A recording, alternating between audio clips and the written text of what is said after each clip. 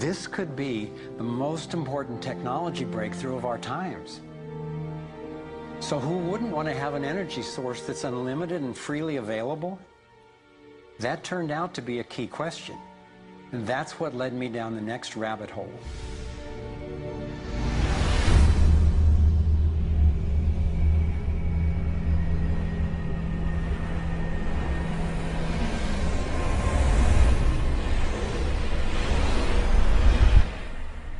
It turns out that scientists as far back as the early 1900s have been developing alternative ways to access electricity without combustion.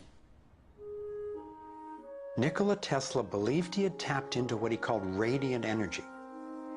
Many scientists believe he was accessing what's now called free energy.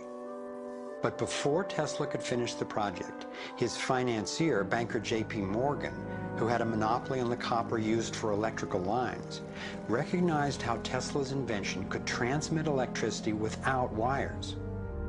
He then shut down Tesla's funding. Tesla's lab was burned down and he was ostracized, all for trying to implement his vision of unlimited energy for everyone.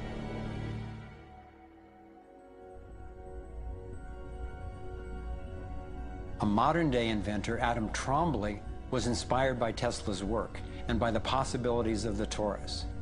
Trombly built a dynamo, a direct current generator that accessed electrical power right out of the air. We were trying to demonstrate that by mimicking the magnetic field of a planet and rotating this device, we could actually create a dynamo that would work. And in fact, it did work, and it does work. So when we contemplate nature, when we contemplate Jupiter, or we contemplate a dynamo like the Earth rotating in space, we're basically talking about a magnet which is rotating in space. And the lines of flux of the magnet are pouring down and through in this toroidal pattern of the magnetic field. It's also expanding and contracting. It's breathing. It's taking in the energy of space literally and transforming it. Right here in this toroid, we have enough energy to transform the entire Earth. And that's not just a theoretical statement, it's literally true. To contemplate the implications of this means that every single place on Earth suddenly has power. Every single person on Earth suddenly has power. We have universal abundance. Trombly had been invited to demonstrate one of his generators at the United Nations and the U.S. Senate. But these events were undermined by the first Bush administration. Then the device itself was taken in a government raid. Trombly's experience isn't unique.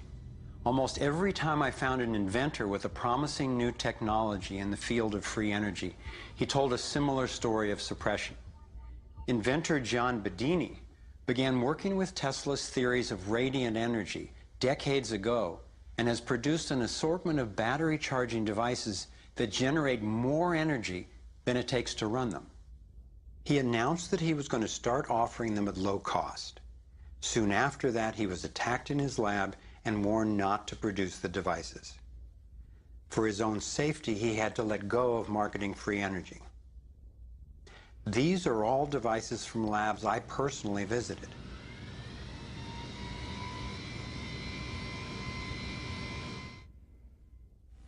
Now,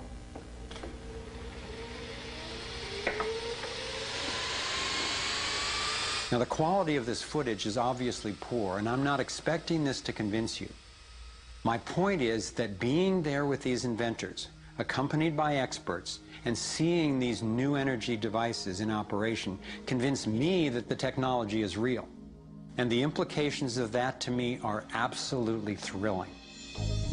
Canadian John Hutchison not only created some free energy batteries, but also used Tesla's theories to counter gravity, to make objects float. This could revolutionize the field of propulsion.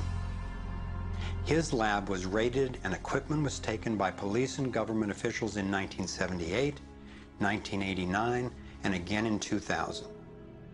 One of the scientists we were going to interview for this film was Dr. Eugene Malov, an engineer from MIT and Harvard, and editor of Infinite Energy magazine, which covers both theoretical and technological developments in the new energy field.